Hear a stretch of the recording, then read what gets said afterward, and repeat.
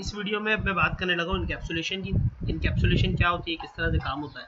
देखिए, encapsulation basically data hiding कहते हैं लोग इसको, लेकिन एक्चुअली डेटा हाइडिंग नहीं है, एक तरीका है डेटा को, it leads to data hide basically. इसके जरिए हम डेटा को इस तरह से रखते हैं कि वो मौजूद भी होता है, इस्तेमाल भी होता है, लेकिन हाइड रहता है, नज़र नहीं आता कि हुआ क्या। एग्जाम्पल के तौर पे मेरी वर्कर की क्लास है, ठीक है, मैं यहाँ पर ये खाली क्लास है, यहाँ से मैं आसानी से समझा सकूँगा। मैं एक प्राइवेट वेरिएबल लेता हूँ, प्राइवेट इंटीजर डब्ल्यू एज मेरा एक वेरिएबल है, ओके। अब इस प्राइवेट वेरिएबल को मैंने वैल्यू देनी है फ्रॉम आउटसाइड द क्लास, ठीक है, एक बाहर की क्लास से मैंने इसको वैल्यू देनी है इस वेरिएबल को। तो हम क्या करते हैं, हम एक पब्लिक मेथड बनाते हैं कोई भी।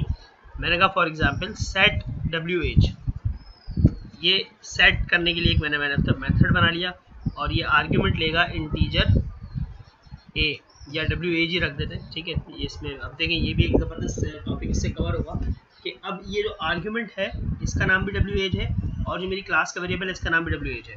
अब इस वाले डब्ल्यू एज को ये वाली वैल्यू असाइन करनी है। तो कैसे करेंगे, देखो, क्लास को कॉल करने के लिए, करंट क्लास को कॉल करने के लिए जो कीवर्ड है वो होता है दिस।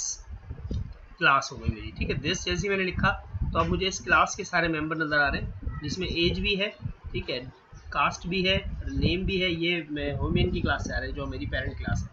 और इसमें एक मेथड मेरा अपना, एक मेरा वेरिएबल जो कि देखो ताले के साथ आ रहा है, प्राइवेट है या लॉक बना हुआ है, डब्ल्यू एच, मतलब क्लास लेवल का डब्ल्यू एच बराबर हो जाए इस वाले डब्ल्यू एच के जो हमारे आर्ग्यूमेंट में, ठीक है। तो अब इस मेथड को आप गौर से देखो कि मैं जहाँ भी इस मेथड को कॉल करूँगा और डब्ल्यू एच को वैल्यू दूंगा तो वो वैल्यू एक्चुअली मेरे उस प्राइवेट वेरिएबल को असाइन हो जाएगी, ओके। तो इस वेरिएबल को देख के, सॉरी, इस मेथड को देख के हमें समझ आया कि जब हम इस मेथड को वैल्यू देंगे कोई भी आर्ग्यूमेंट में तो वो वैल्यू बेसिकली इस प्राइवेट वेरिएबल में चली जाएगी। आए देखते हैं, मैंने यहाँ पर वर्कर की क्लास का ऑब्जेक्ट बनाया, कोई भी नाम रख लिया इसका वर्कर। फिर मैंने W1 में से, अब हमारे पास जो डब्ल्यू एज का मेथड वेरिएबल है वो तो नहीं आ रहा, लेकिन हमने सेट एज का एक मेथड बनाया था, वो हमें मिल रहा है क्योंकि वो पब्लिक है। अब मैंने यहाँ पर 55 दे दिया, तो ये 55 बेसिकली यहाँ से जाएगा और इस वर्कर वाले वेरिएबल को असाइन हो जाएगा, ठीक है। आज इसको हम जो है रन भी करके देखते हैं कि वैल्यू वहाँ गई या नहीं, ठीक है। और उसके बाद वो वैल्यू वहाँ चली गई होगी तो उसको प्रिंट भी कर लेते हैं। तो प्रिंट करने के लिए हमने एक public void get W age का मेथड बना लिया, ये रिटर्न करेगा हमारे। तो ये क्या दे रहा है, ये कंसोल डॉट राइट लाइन में आउटपुट दे रहा है दिस डॉट डब्ल्यू एच का, ठीक है। तो मैंने प्रोग्राम में जाके यहाँ से सेट की वैल्यू और यहाँ से वैल्यू गेट कर दी, ओके। नाउ मैंने इसको रन किया, प्रोग्राम को मैं रन करके देखूंगा। तो हमने वर्कर का ऑब्जेक्ट बनाया है, उसमें सेट डब्ल्यू एच का एक मेथड यूज़ किया है, गेट डब्ल्यू एच का एक मेथड यूज़ किया है। तो देखो यहाँ फ्रंट पे कोई वेरिएबल नज़र नहीं आ रहा कि कौन सा वेरिएबल इस्तेमाल हो रहा है। मैंने प्रोग्राम चलाया तो ये वैल्यू सेट डब्ल्यू एच के मेथड से सेट भी हुई और गेट डब्ल्यू एच से गेट भी हो गई, लेकिन ये वैल्यू जिस वेरिएबल को असाइन हुई वो नहीं पता कौन सा है, और जिस वेरिएबल से प्रिंट हुई उसका भी कहीं फ्रंट एंड पे तस्करा नहीं है। तो हमने एक प्राइवेट वेरिएबल को वैल्यू दे भी दी और वैल्यू रिसीव भी कर ली, ठीक है।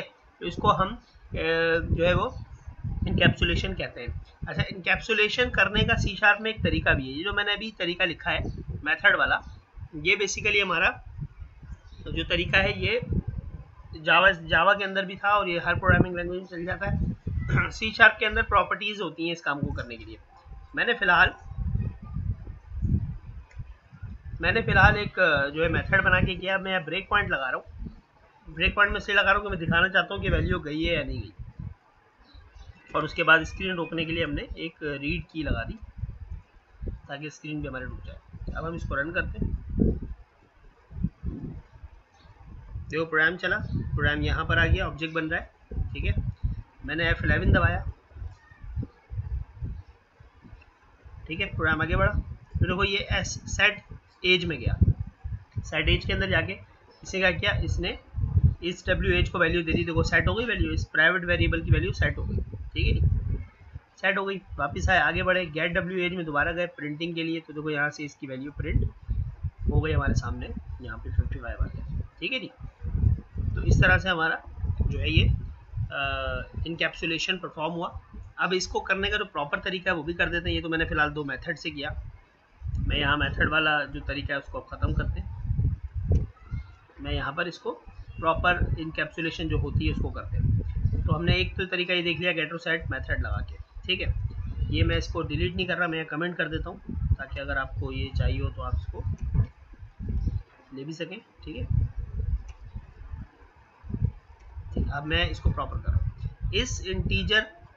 इस प्राइवेट इंटीजर को एक्सेस करने के लिए हमारे पास प्रॉपर्टीज़ होती हैं। प्रॉपर्टी C# में 3 किस्म की होती हैं, एक होती है रीड ओनली, एक होती है राइट ओनली और एक होती है रीड राइट ओनली, ठीक है। तो मैं प्रॉपर्टी बनाऊंगा इसके लिए। ये जो प्रॉपर तरीका होता है, पब्लिक इंटीजर, मैंने कहा जी सेट WH की एक प्रॉपर्टी है, ठीक है। इसमें एक होगा गेट के रिटर्न, गेट और सेट होता है इसमें कि सेट किसको करेगी, तो मैंने कहा सेट, और सेट में मैंने कहा कि दिस डॉट WH को बराबर कर दिया जाएगा उस वैल्यू के जो इसको असाइन हो। ऑलराइट,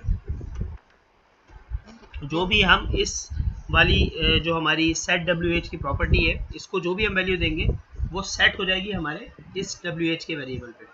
और उसको पढ़ने के लिए मैंने कहा पब्लिक इंटीजर गेट WH। तो गेट WH में क्या होता है कि आप गेट क्या करेंगे, तो हमने कहा जी हम इसमें गेट करेंगे रिटर्न दिस डॉट WH, ठीक है। तो ये तरीका है प्रॉपर इनकैप्सुलेशन करने का। तो जिस तरह मैंने ये मेथड बनाया था सेट WH का, ये वैल्यू दे रहा था तो मैंने आपकी वैल्यू इस प्रॉपर्टी से दे दी। इसी तरह फिर मैंने गेट का मेथड बनाया था, तो ये गेट जो है रिटर्न कर रहा है WH को, ठीक है। तो अब ये बिल्कुल प्रॉपर इनकैप्सुलेशन है। इसमें आप देखिएगा जब मैं इसको चलाऊंगा एक ब्रेक पॉइंट लगा के, तो ये बताएगा भी क्या यहाँ पर एक इनकैप्सुलेशन परफॉर्म हो रही है।